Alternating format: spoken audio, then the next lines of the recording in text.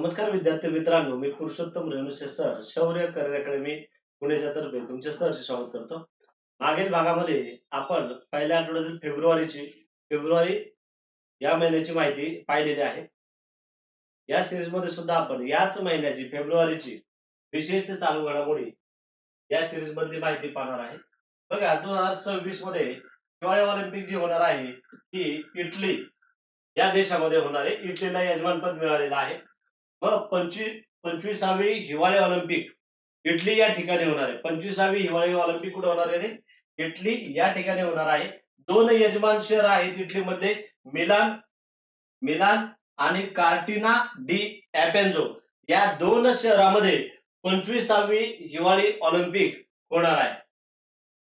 कालावधी आहे 6 फेब्रुवारी ते 22 फेब्रुवारी 2026. महत्वाचं घोषवाक्य परीक्षेला विचारलं जातं, ड्रीमिंग टुगेदर. घोषवाक्य काय असणार आहे रे? ड्रीमिंग टुगेदर हे घोषवाक्य असणार आहे. शुभंकर काय आहे बघा, टीना आणि मिलो हे शुभंकर आहेत.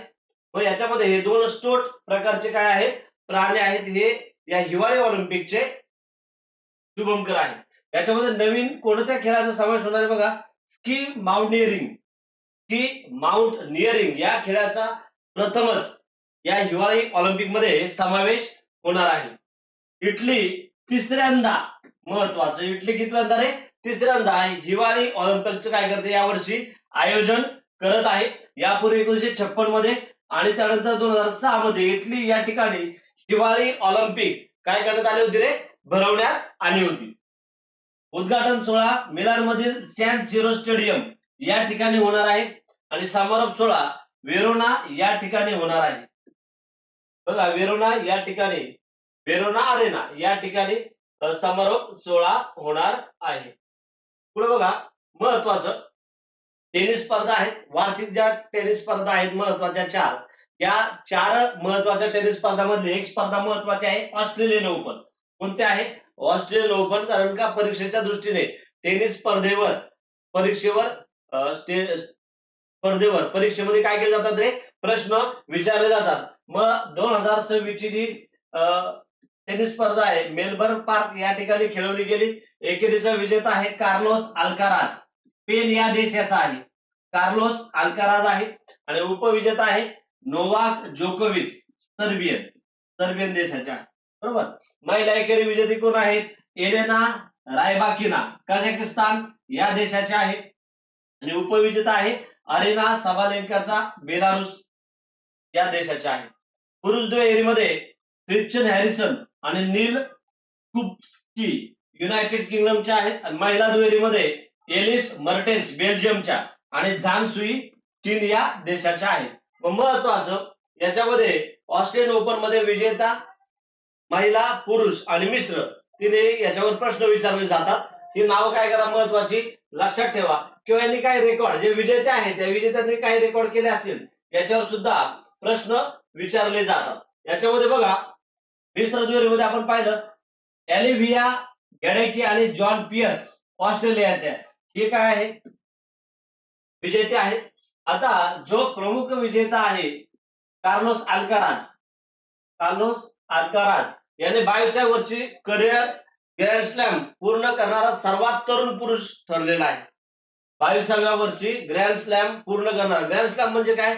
या ज्या स्पर्धा आहेत 4 महत्वाच्या, US ओपन असेल, नंतर ऑस्ट्रेलिया असेल, बरोबर ना? त्याच्यानंतर कोणते आहे रे?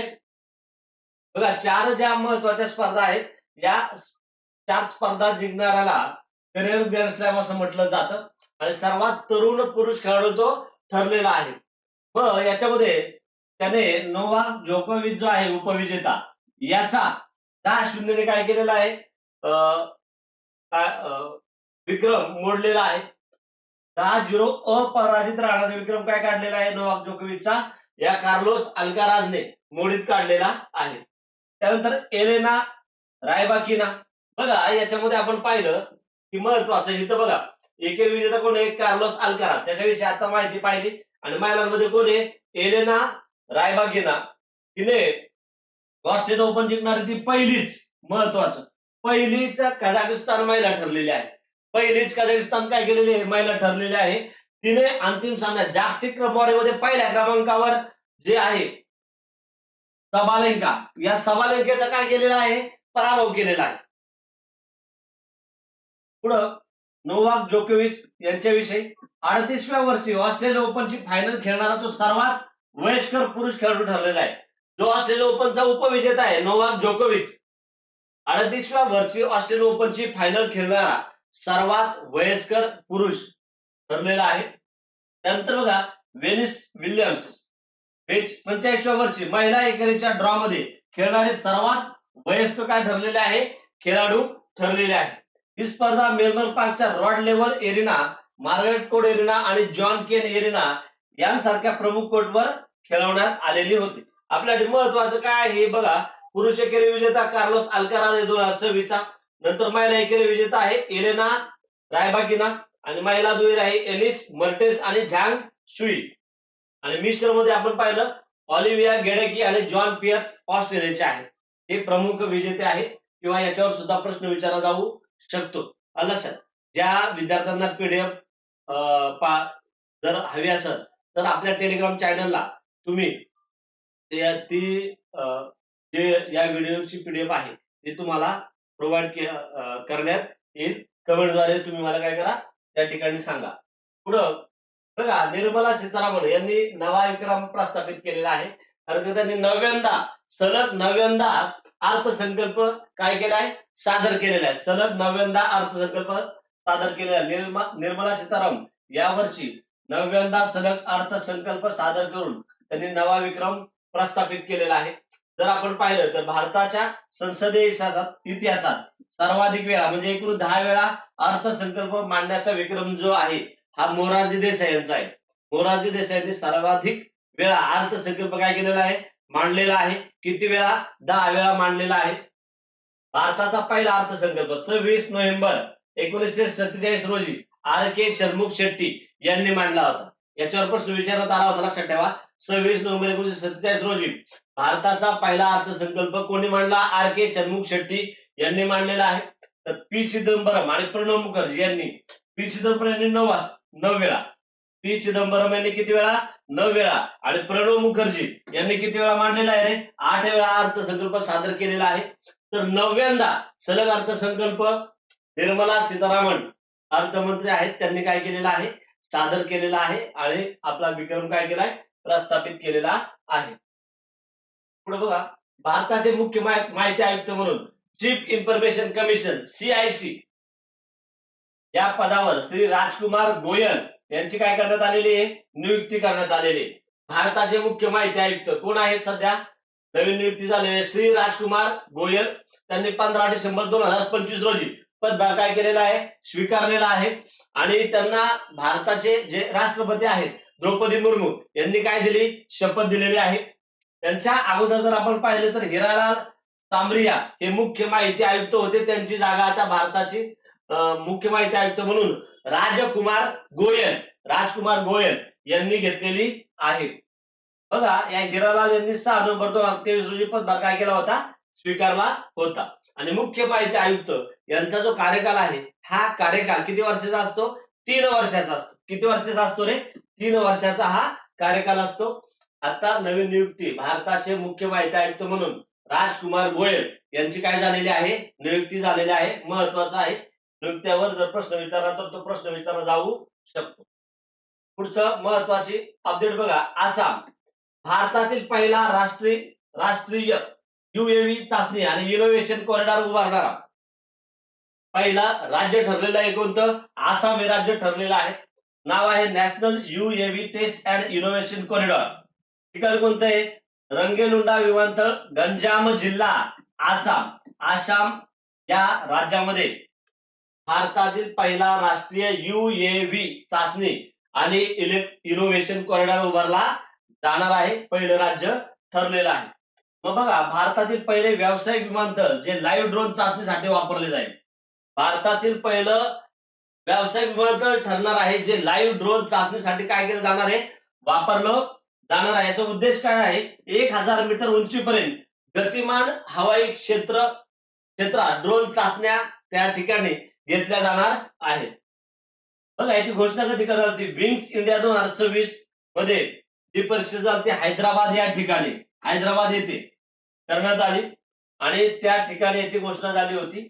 ती आता प्रत्यक्षात अंमलात आणली जात आहे. याचा फायदा स्वदेशी R&D ला होणार आहे. कौशल्य विकास, रोजगार आणि ड्रोन हब म्हणून या चाचणीचा काय होणार आहे? हा कॉरिडॉर उभारल्यामुळं या चाचणीचा फायदा होणार आहे. करार कोणी केलाय? ओडिशा सरकार आणि BONV एरो म्हणजे बॉन एरो भुवनेश्वर मधील टेक कंपनी आहे. या टेक कंपनी आणि ओडिशा सरकारमध्ये हा करार झालेला आहे. भारतातील पहिला राष्ट्रीय UAV चाचणी आणि इनोव्हेशन कॉरिडॉर कोणत्या राज्यामध्ये उभारला जाणार आहे रे? आसाम. आसाम या राज्यामध्ये काय केलं जाणार आहे? उभारला जाणार आहे. प्रो रेसलिंग लीग 2026 बघा ही हरियाणा थंडर्स या ठिकाणी विजेता ठरलेला आहे.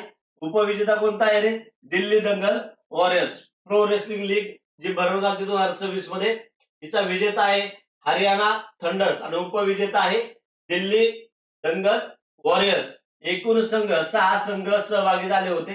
याच्यामध्ये संघांची नावे बघा: Haryana Thunders, Delhi Dangal Warriors, Tigers of Mumbai दंगल्स, पंजाब रॉयल्स, महाराष्ट्र केसरी आणि UP डॉमिनेटर्स. हे लक्षात ठेवा, महाराष्ट्र केसरी या सुद्धा संघाने सहभाग घेतला होता. अंतिम सामना म्हणजे ही स्पर्धा जी आहे ही उत्तर प्रदेश या ठिकाणी पार पडली आणि अंतिम सामना सुद्धा नोएडा उत्तर प्रदेश या ठिकाणी पार पडलेला आहे. याच्यामध्ये प्लेअर ऑफ द मॅच जे आहे ही नेहा सांगवान यांनी प्लेअर ऑफ द मॅच किताब जिंकलेला आहे. आणि विजेता जो हरियाणा थंडर्स आहे याला 1.5 कोटी आणि ट्रॉफी मिळालेली आहे. 1.5 कोटी रुपये आणि ट्रॉफी. आयोजन कोणी केलं तर wrestling federation of India WFI. कारण का जर आपण पाहिलं तर या लीगची सुरुवात 2015 मध्ये झाली होती आणि ती बंद करण्यात आली होती 2026 मध्ये पुन्हा सुरू. आणि ती याच्या अगोदर काय करण्यात आली होती? बंद करण्यात आली होती. लक्षात ठेवा, pro wrestling league 2026 Uttar Pradesh Noida या ठिकाणी झाली. विजेता संघ आहे हरियाणा थंडर्स आणि उपविजेता आहे दिल्ली दंगल वॉरियर्स. बघा मानव संसाधन संचालक मंडळावर प्रथमच सौ म्हणजे महिला संचालक म्हणून नियुक्ती करण्यात आलेली आहे. त्यांचं नाव आहे Nivedita Dubey. Airports authority of India च्या मानव संसाधन संचालक पदी प्रथमच महिला संचालक म्हणून काय करण्यात आलेली आहे? त्यांची नियुक्ती करण्यात आलेली आहे. नियुक्ती 30 जानेवारी 2026 मध्ये करण्यात आलेली आहे. त्या नियुक्तीपूर्वी काय होते रे? बघा, एअरपोर्ट्स अथॉरिटी ऑफ इंडियाच्या कोलकाता पूर्व विभाग येथे प्रादेशिक कार्यकारी संचालक म्हणून त्यांनी काय केलेलं आहे? काम पाहिलेलं आहे. 1995 मध्ये एअरपोर्ट्स अथॉरिटी ऑफ इंडिया या विमानतळ व्यवस्थापक म्हणून त्यांनी काय आपल्या कामास सुरुवात केलेली आहे. आणि 2026 मध्ये त्या पूर्व विभागाच्या पहिल्या महिला प्रादेशिक कार्यकारी संचालक होत्या. सध्या त्यांची या मंडळावर मानव संसाधन संचालक मंडळावर प्रथम महिला संचालक म्हणून त्यांची काय करण्यात आलेली आहे? नियुक्ती करण्यात आलेली आहे. त्यांचं नाव आहे निवेदिता दुबे. 35वी किशोर व किशोरी सब ज्युनियर राष्ट्रीय खो खो स्पर्धा 2025-26 ची बघा हरियाणा या ठिकाणी पार पडली. कुरुक्षेत्र हरियाणा या ठिकाणी पार पडलेली आहे. आणि महत्वाचं, महाराष्ट्राच्या किशोरी संघाने सलग 8व्यांदा, सलग कितव्यांदा रे? सलग 8व्यांदा विजेतेपद काय केलेलं जिंकलेलं आहे. महाराष्ट्र सलग 8व्यांदा विजय झालेला आहे. अंतिम सामना महाराष्ट्र आणि राजस्थान या 2 राज्यांमध्ये झालेला आहे. कालावधी 31 जानेवारी ते 4 फेब्रुवारी 2026. पुरस्कार कुणाला मिळाला? अपर्णा वंदे. आयोजक kho kho federation of India. आणि महाराष्ट्राच्या किशोरी संघाची ऐतिहासिक कामगिरी सलग 8व्यांदा ही मालिका त्यांनी जिंकलेली आहे.